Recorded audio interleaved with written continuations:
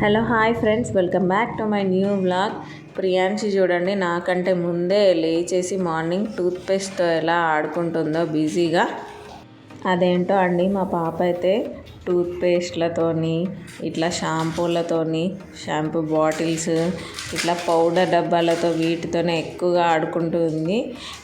So చిన్నపిల్లలు ఎవరైనా ఉంటే మీకు ఇట్లా టాయ్స్ పైన మనీ అయితే వేస్ట్ చేయకండి అస్సలే. ఇక్కడ చూడండి షాంపూ బాటిల్తో ఎట్లా ఆడుకుంటుందో పాప. లాస్ట్ వీడియోలో అయితే నేను మీకు అన్ని పప్పు దినుసులతో కలిపి ఉగ్గు పౌడర్ అయితే రెడీ చేశాను కదా ప్రియాంశి కోసం. సో ఈ వీడియోలో అయితే నేను డ్రై ఫ్రూట్స్ అన్నిటితో కలిపి మంచి ఒక హోమ్మేడ్ సెర్లాక్ని అయితే ప్రిపేర్ చేస్తున్నారు. లేట్ ఎందుకు చూసేద్దాం పదండి.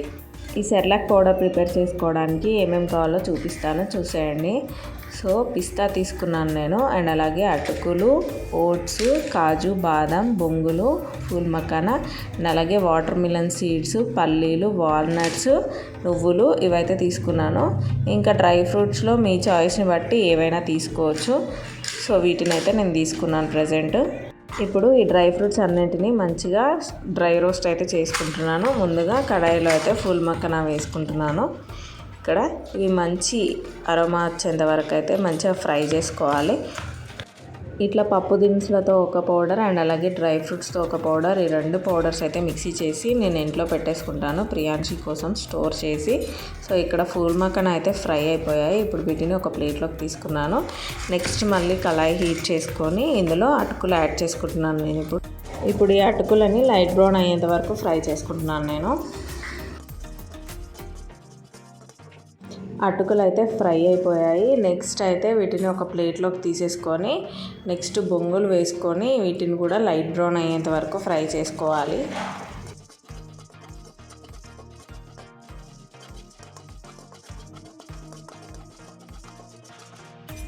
ఇవి కూడా ఫ్రై అయిపోయాయి. ఇప్పుడు వీటిని ప్లేట్లోకి తీసుకుంటున్నాను.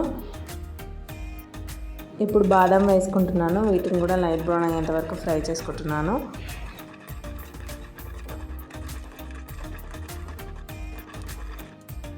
ఇవి ఫ్రై అయిపోయాయి. ఇప్పుడు వీటిని కూడా ప్లేట్లోకి తీసేసుకున్నాను. నెక్స్ట్ అయితే కాజు వేసుకుంటున్నాను. కాజును కూడా మంచిగా డ్రై రోస్ట్ చేసుకోవాలి.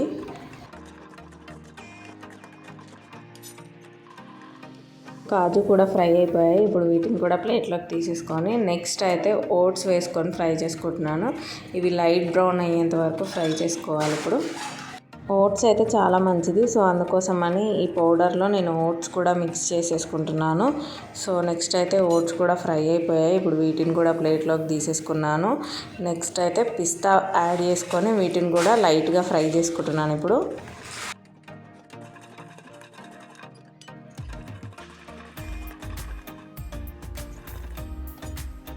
పిస్తా కూడా ఫ్రై అయిపోయాయి. ఇప్పుడు వీటిని కూడా ప్లేట్లోకి తీసేసుకొని నెక్స్ట్ అయితే వాటర్ మిలన్ సీడ్స్ ఫ్రై చేసుకుంటున్నాను. ఇట్లాగా వీటిని కూడా లైట్ బ్రౌన్ అయ్యేంత వరకు ఫ్రై చేసుకొని ఇట్లా ప్లేట్లోకి తీసేసుకున్నాను. నెక్స్ట్ అయితే వాల్నట్స్ ఫ్రై చేసుకుంటున్నాను. ఇక్కడ నేను వాల్నట్స్ కొన్నే తీసుకుంటున్నాను, ఎందుకంటే చిన్నపిల్లలు ఈ వాల్నట్స్ టేస్ట్ అనేది ఇష్టపడరు. సో అందుకోసమని కొన్నే తీసుకున్నాను. ఇప్పుడు ఇవి కూడా ఫ్రై అయిపోయాయి. ఇప్పుడు వీటిని కూడా ప్లేట్లోకి తీసేసుకున్నాను. నెక్స్ట్ అయితే నువ్వులు ఫ్రై చేసుకుంటున్నాను.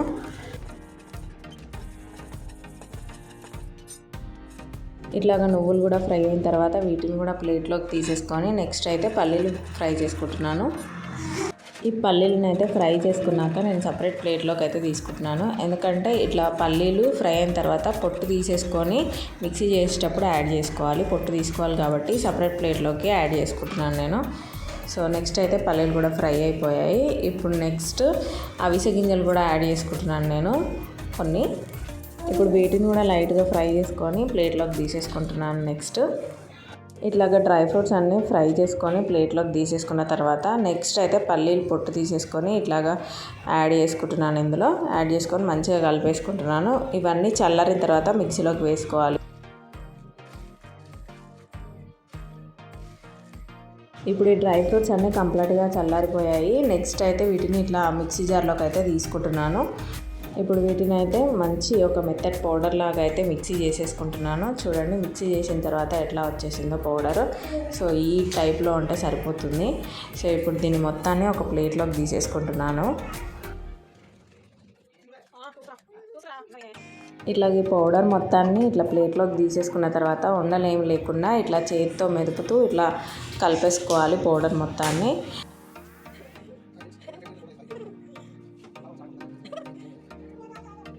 ఇప్పుడు ఈ పౌడర్ మొత్తాన్ని ఇట్లా ఒక స్టీల్ డబ్బాలోకి అయితే వేసేసుకుంటున్నాను, లేదంటే గాజు డబ్బాలో కూడా వేసుకోవచ్చు. అంతే అండి, మన home made dry fruit Cerelac powder అయితే రెడీ అయిపోయింది. సో ఇది డైలీ 2 స్పూన్స్ వరకు నేను వాటర్లో యాడ్ చేసుకొని ఉడకబెట్టేసుకొని ప్రియాంశికి అయితే తినిపిస్తాను. ఇది నాకు ఒక 2 మంత్స్ వరకు పక్కా వస్తుంది. నెక్స్ట్ ఇక్కడ ఒక బౌల్లో అయితే వాటర్ తీసుకున్నాను. ఇప్పుడు మనం మిక్సీ చేసుకున్న డ్రై ఫ్రూట్స్ పౌడర్ అయితే ఒక 2 స్పూన్స్ యాడ్ చేసుకొని ఇట్లా మంచిగా మిక్స్ చేసుకున్నాను. ఇప్పుడు స్టవ్ వెలిగించి స్టవ్ పైన పెట్టేసుకున్నాను. కొద్దిగా సాల్ట్ అండ్ అలాగే కొద్దిగా నెయ్యి అయితే యాడ్ చేసుకుంటున్నాను నేను.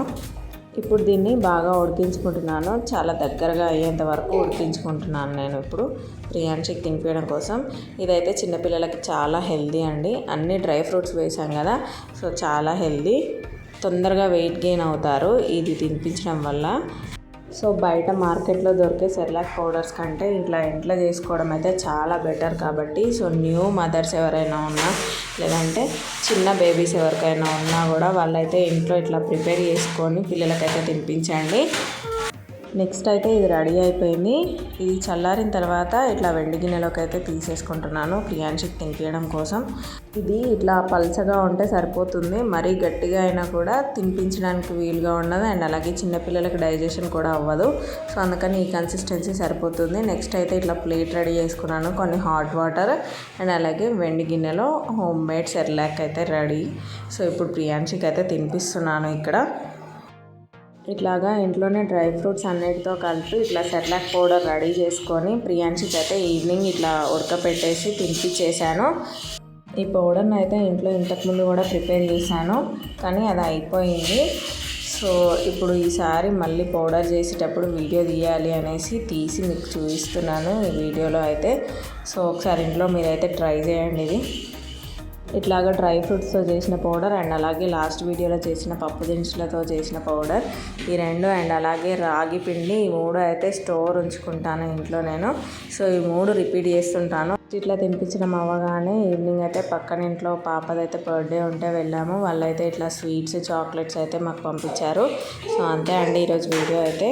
Please like, share and subscribe to my YouTube channel. చలో బాయ్ గైస్.